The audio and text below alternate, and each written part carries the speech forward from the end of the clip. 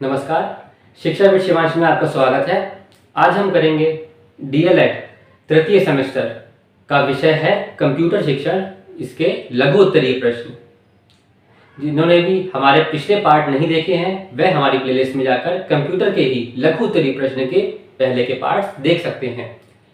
हमारी प्लेलिस्ट में हमने और भी विषयों के वीडियोस डाल रखे हैं जिसमें लघु उत्तरीय प्रश्न है, अति लघु उत्तरीय प्रश्न है और बहुविकल्पीय प्रश्न भी हैं। आप लोग जरूर जाकर के देखिएगा और हमारे पूरे वीडियोस देखिएगा ताकि आप लोगों के एग्जाम में अच्छे नंबर आ सके। चलिए शुरू करते हैं हम आज की क्लास लघु उत्तरीय प्रश्न कंप्यूटर शिक्षण के साथ। जो बनाए रखे आपके चेहरे की मुस्कान, पेनेशिया डेंटल क्लिनिक है एकमात्र स्थान। Panacea dental clinic, doctor Anshal, dental and oral disease specialist. उपलब्ध दंत रोग सुविधाएं हैं यहाँ पर जबड़े का फ्रैक्चर, दांत दर्द, टेढ़े मेढ़े दांत का इलाज, चोट लगे या काले दांत, डेंटल इम्प्लांट, मसूड़े में सूजन, पायरिया, नसों का इलाज, मुंह कम खुलना, दांत निकालना एवं लगवाना, दांतों की सफाई। यहाँ आपको मिलेगी आधुनिक सुविधाएं और घर जैसी देखभाल। Contact number 8006744918। डीएलएड तृतीय सेमेस्टर कंप्यूटर लघु उत्तरीय प्रश्न पार्ट 4 इम्पॉर्टेंट प्रश्न है।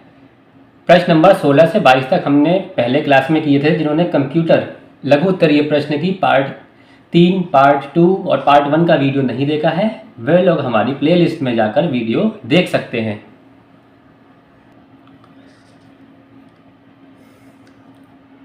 प्रश्न नंबर 23, शिक्षा में ई प्रयोगशाला, ई पुस्तकालय तथा ई संग्रहालय का क्या महत्व है, स्पष्ट कीजिए। तो देखते हैं क्या महत्व है। आज प्राथमिक स्तर पर शिक्षा मनोवैज्ञानिक ई पुस्तकालय तथा ई संग्रहालय के उपयोग के लिए छात्रों को प्रेरित करते हैं। इसके अभाव में रुचिपूर्ण एवं प्रभावी अधिगम संपन्न नहीं किया जा सकता। शिक्षकों को इन नवीन विषय में पूर्व में ही बताया जाता है, अर्थात प्रशिक्षण काल में ही इन उपागमों की उपयोगिता एवं महत्व को बताया जाता है। ई प्रयोगशाला तथा ई पुस्तकालय संग्रहालय के महत्व को निम्न बिंदुओं में विस्तार से समझाया जा सकता है। आइए देखते हैं कौन कौन से हमारे बिंदु हैं। पहला है, छात्र अपने प्रयासों से तथा शिक्षक के मार्गदर्शन से उन समस्त सामग्रियों को प्राप्त करते हैं जिनमें उनकी रुचि होती है।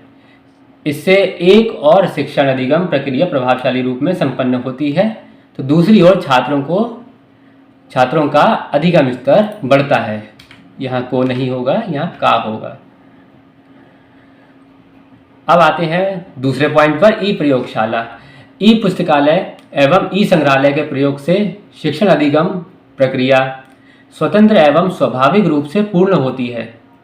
छात्र पर अध्ययन के लिए कोई नियंत्रण नहीं होता क्योंकि छात्र अपनी रुचिपूर्ण एवं सरल सामग्री को खोजकर अध्ययन करता है। इसमें उसका शैक्षिक विकास सर्वोत्तम रूप में होता है तथा अधिगम स्तर बढ़ता है। तीसरा पॉइंट है ई पुस्तकालय। तो ई पुस्तकालय के माध्यम से छात्रों को समय का उपयोग करना सिखाया जाता है। ई पुस्तकालय के द्वारा तरह तरह के पाठ्य सामग्री को तैयार किया जाता है।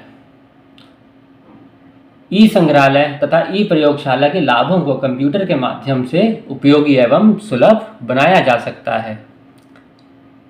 चौथा पॉइंट, इसके द्वारा छात्र किसी खास विषय की सामग्री को पुस्तकालय में खोज सकते हैं। ई पुस्तकालय के द्वारा समय की बचत होती है, व्यय भी कम होता है। ई पुस्तकालय तथा ई प्रयोगशाला में सभी साधन उपलब्ध होने का लाभ छात्र उठा सकते हैं और वह उठाते भी हैं। छात्र पुस्तकालय में विषय की शिक्षण सामग्री को कंप्यूटर के माध्यम से प्राप्त कर सकते हैं। किसी भी प्रकार का विषय हो, कोई भी आप विशेष विषय लेकर के चलेंगे तो उसकी भी सामग्री आपको आसानी से मिल सकती है। प्रश्न नंबर 24, हब क्या है? तो उपग्रह संचार व्यवस्था में डाटा संप्रेषण के लिए पृथ्वी पर जिसे धुरी माना जाता है उसे हब कहते हैं। राष्ट्रीय हब से पूरे डाटा के प्रयोजनार्थ कार्यक्रम प्रसारित किए जाते हैं, जबकि राज्य हब से संबंधित राज्य के पाठ्यक्रम व स्थानीयता के आधार पर राज्य की भाषा में कार्यक्रम प्रसारित किए जाते हैं। प्रश्न नंबर 25, शिक्षण को प्रभावी बनाने हेतु कंप्यूटर प्रयोग किन किन रूपों में किया जाता है?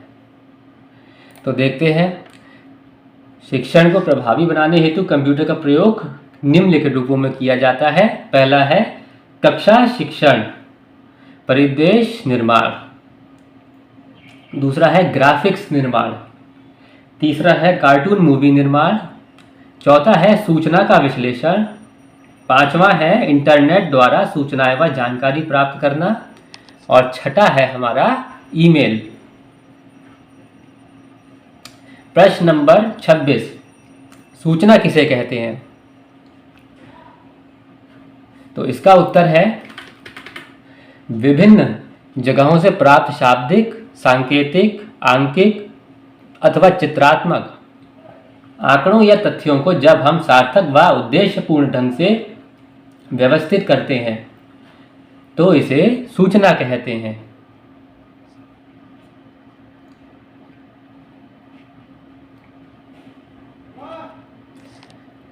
सूचनाएं हमें किन किन माध्यमों से प्राप्त होती हैं, यह है हमारा आज का प्रश्न नंबर 27। तो सूचनाएं हमें व्यक्तियों से, समाचार पत्र से, पत्रकारिताओं से, पत्रिकाओं से, रेडियो से, मोबाइल से, टेलीविज़न से एवं इंटरनेट से आदि माध्यमों से प्राप्त होती हैं।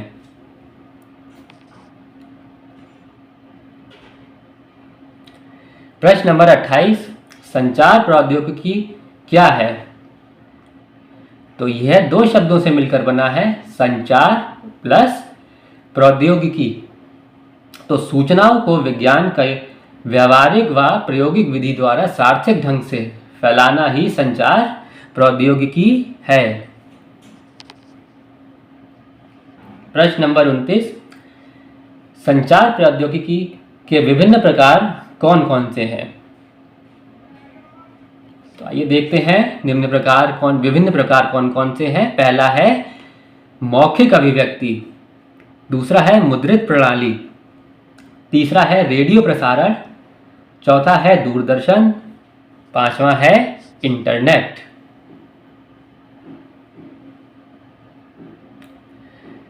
प्रश्न नंबर 30, कंप्यूटर के लिए विकसित किन्हीं 3 प्रोग्राम का नाम बताइए। तो देखते हैं किन्हीं 3 प्रोग्राम का नाम, और ये सब हमें नाम पता होंगे, हम सब ने ये यूज़ करे होंगे। चलिए देखते हैं कौन कौन से प्रोग्राम हैं। पहला है हमारा MS वर्ड। कंप्यूटर के इस प्रोग्राम के अंतर्गत नई फाइल बनाना और सुरक्षित रखना सरल होता है। इसके अंतर्गत कोई भी व्यक्ति पत्र लेखन, निबंध लेखन, पुस्तक निर्माण आदि कार्य कर सकता है। दूसरा पॉइंट है MS एक्सेल। यह प्रोग्राम तुलनात्मक अध्ययन, सारणीय तथा ग्राफिक प्रस्तुतिकरण के लिए उपयोग में लाया जाता है। तीसरा है हमारा पावर पॉइंट। पावर पॉइंट के द्वारा विभिन्न कार्य किया जाता है, जैसे प्रेजेंटेशन स्लाइड्स बनाने में, आउटलाइन नोट्स बनाने में, पारदर्शिकाओं का निर्माण आदि, इन सब में पावर पॉइंट का उपयोग किया जाता है।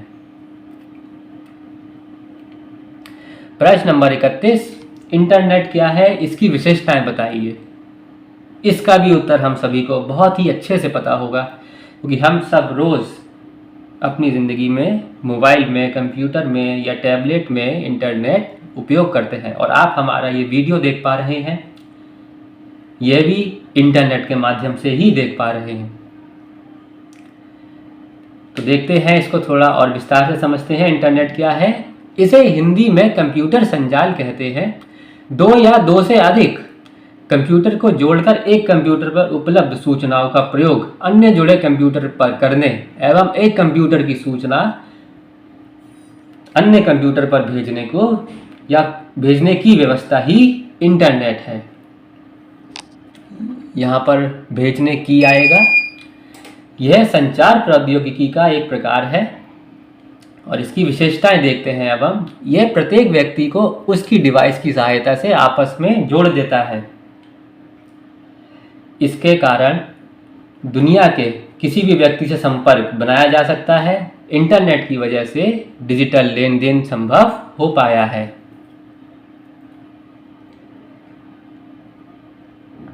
प्रश्न नंबर 32, सूचनाओं का स्वरूप बताइए।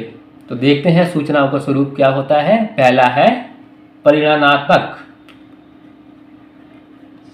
दूसरा है गुणात्मक, तीसरा है आकारात्मक, चौथा है विषयात्मक, पांचवा है अवधारणात्मक।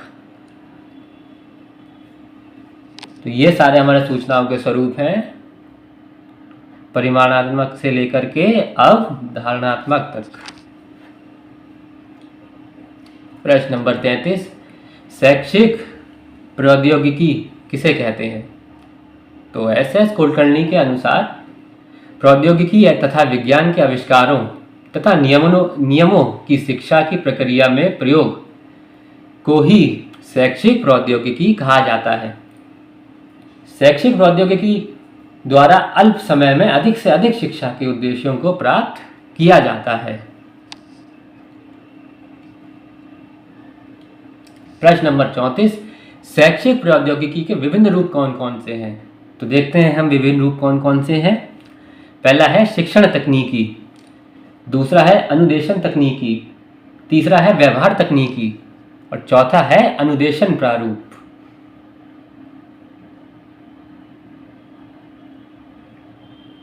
प्रश्न नंबर 35, शिक्षण मशीन क्या है? यह कितने प्रकार का होता है? शिक्षण मशीन एक यांत्रिक विद्युत युक्ति है। यह शिक्षण प्रकरण को पूर्व निश्चित क्रम में प्रस्तुत करती है। इसमें छात्रों को प्रश्नों के उत्तर देने के अवसर दिए जाते हैं और उसे तत्काल प्रतिपुष्टि प्रदान की जाती है। यह मशीन दो प्रकार की होती है, उचित उत्तर युक्त मशीन और बहु उत्तर युक्त मशीन।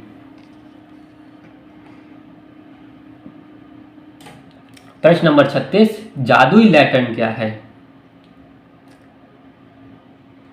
तो जादुई लैटर्न एक चित्र प्रदर्शक उपकरण है। इसकी सहायता से छोटे चित्रों को बड़े पर्दे पर दिखाया जा सकता है।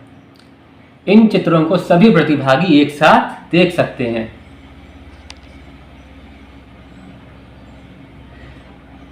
प्रश्न नंबर 37, टेप रिकॉर्डर क्या है? यह कितने प्रकार का होता है?